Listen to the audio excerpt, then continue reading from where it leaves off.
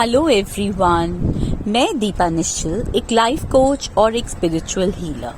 आज आपके सामने एक छोटी सी कहानी सुनाना चाहूंगी। कुछ समय पहले ये कहानी मैंने कहीं पढ़ी थी और आज की सिचुएशन को देखते हुए ये मन में ख्याल आया कि ये कहानी आपको सुनाई जाए। बहुत समय पहले भगवान श्री कृष्ण और अर्जुन एक नगर में भ्रमण कर रहे थे और वहां उनकी नजर एक ब्राह्मण पर पड़ी जो घर घर जाकर भिक्षा मांगकर अपना पेट पालता था।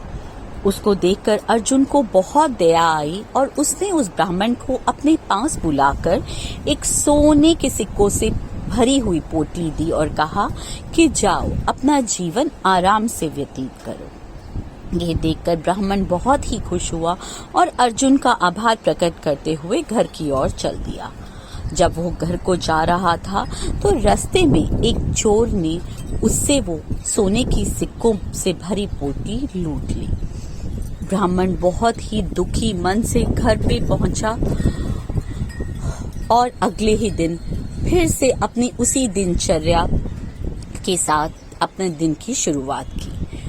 और अगले दिन भी उसे भगवान श्री कृष्ण और अर्जुन मिले और अर्जुन उसको देखकर बहुत आश्चर्यचकित हुए और उससे कहा कि कल ही तो मैंने तुम्हें सोने से सिक्के से भरी हुई पोटली दी और तुम आज फिर से भिक्षा मांग रहे हो।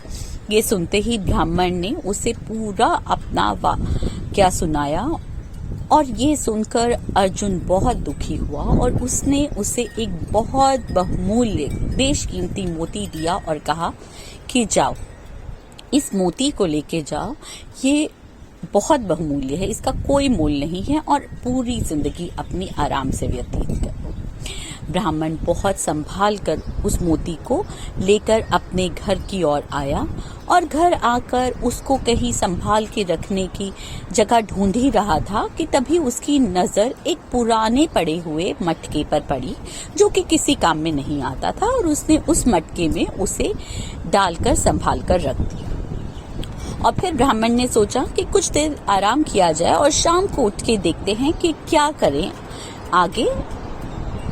और तभी जब वो सो रहा था उसकी पत्नी नदी किनारे पानी भरने जाने लगी और उसका ध्यान गया कि वो मटका जो रोज लेके जाती है वो तो टूटा हुआ है और उसने सोचा मैं पुराने वाले मटके को लेकर जाती हूँ और उसी में पानी भर कर लेती। और वो पुराना वाला मटका लेकर नदी किनारे चल पड़ी और जैसे ही उसने नदी में उस मटके को डुबोया उसमें पड़ा हुआ वो बहुमूल्य मोती पानी में निकलकर बह गया। इस पूरे वाकया से अनजान जब उसकी पत्नी घर पर आती है तो उसको देखकर ब्राह्मण बहुत दुखी होता है और बोलता है कि तुम ये मटका लेकर कहाँ गई।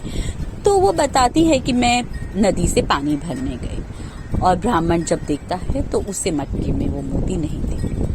ब्राह्मण फिर से बहुत से दुखी हो जाता है और अगले दिन से फिर से वैसे ही भिक्षा मांगना शुरू कर देता है। कुछ दिन बाद भगवान श्री कृष्ण अर्जुन के साथ भ्रमण करते हुए उससे फिर से मिलते हैं और उसको फिर से भिक्षा मांगते हुए देखकर अर्जुन बहुत आश्चर्यचकित होते हैं और उससे पूछते हैं तो वो सारा वाकया बताता है। ये सुनकर अर्जुन बहुत दुखी होता है और श्री कृष्ण भगवान से उसकी मदद करने को बोलता है। श्री कृष्ण भगवान उसे 2 सिक्के देते हैं और बोलते हैं जाओ अपने घर की ओर जाओ और उसी रास्ते से जाना जिस रास्ते से आए हो, आगे कहीं मत जाना और वापस अपने घर को जाना। वो 2 सिक्के लेकर ब्राह्मण मन में कहीं न कहीं ये सोचता है कि अर्जुन ने मुझे सोने के सिक्कों से भरी पोटली दी, एक बहुमूल्य मोती दिया और भगवान श्री कृष्ण ने बस 2 सिक्के मेरे किस काम के, इससे अच्छा तो कुछ ना ही देते। ये सोचता हुआ मन में विचार करता हुआ घर की ओर चल पड़ा। तभी उसकी नजर एक मछुआरे पर पड़ी जो कि एक जाल लेकर जा रहा था और उसके जाल में एक मछली फंसी हुई थी जो कि अपनी जान बचाने के लिए तड़प रही थी। उसको देखकर, उस तड़पती हुई मछली को देखकर ब्राह्मण को बहुत दया आती है और वो सोचता है कि ये सिक्के मेरे तो किसी काम के नहीं, इसी को दे देता हूँ और इस मछली की जान बचा लेता हूँ। वो 2 सिक्के उस मछुआरे को देकर ब्राह्मण उससे रिक्वेस्ट करता है कि इस मछली को छोड़ दो, आजाद कर दो। और वो मछुआरा उस मछली को आजाद करके उसको ब्राह्मण को देता है, जिसे वह लेकर अपने कमंडल में डाल लेता है, जो कि पानी से भरा हुआ रहता है, और उस प्रकार उस मछली की जान बच जाती है। और अब वो नदी किनारे जाता है और उस मछली को पानी में जैसे ही छोड़ता है तो उसका ध्यान कमंडल में जाता है, जिसमें कि वो बहुमूल्य मोती होता है, जो कि उसे अर्जुन ने कुछ समय पहले दिया था। ये देखकर ब्राह्मण बहुत बहुत खुश होता है और खुशी के मारे जोर जोर से चिल्लाता है, मिल गया, मिल गया, मिल गया। और तभी वहां से वो चोर गुजर रहा होता है, जिसने उस ब्राह्मण की सोने के सिक्के से भरी हुई पोटली चुराई थी।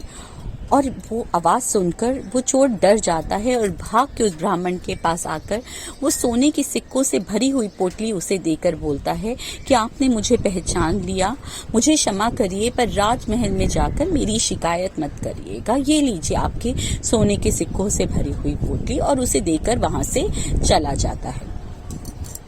ये सारा वाक्य भगवान श्री कृष्ण अर्जुन को दिखाते हैं, और अर्जुन ये सब देखकर भगवान श्री कृष्ण से पूछता है कि ऐसा क्यों?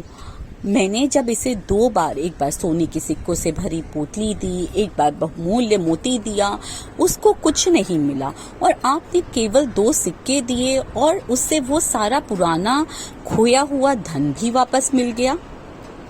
भगवान श्री कृष्ण अर्जुन से कहते हैं, ये सारा डिफरेंस सिर्फ सोच का है, नजरिए का है। पहले जब तुमने उसे सिक्के दिए और वो मोती दिए तो उसने सिर्फ अपने बारे में सोचा कि किस तरह वो अपने जीवन को खुशहाल बनाएगा। और जब मैंने उसे 2 सिक्के दिए जो कि उसे बहुत किसी काम के नहीं लगे, लेकिन जब वह वहां रास्ते से गुजर रहा था और उस मछुआरे पे उसकी नजर पड़ी, उस मछली पे, उस दर्द से तड़पती हुई मछली पे उसकी नजर पड़ी, तो उसने सोचा कि इन सिक्कों से किस तरह से मैं उसकी जान बचाऊं।